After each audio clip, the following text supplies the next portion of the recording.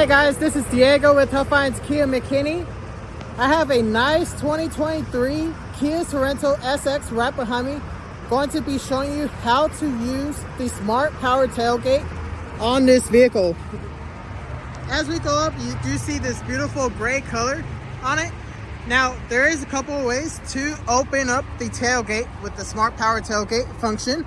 One of it is if the key is nearby, all you have to do is walk right behind it. You'll see the lights flashing back here and it will open it up.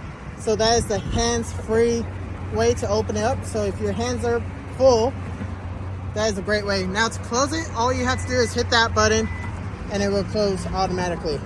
Now a couple other ways to open it up is on the key fob. All you have to do is hold that little button to open it up.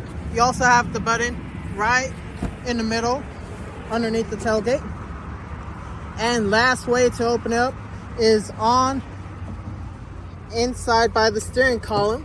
You do have the button right here, and all you have to do is hold it to open or close the tailgate. Love to invite you out to our dealership so you can come take a look at this great vehicle. Give us a call at 469-525-4400. Look forward to seeing you guys and have a great day.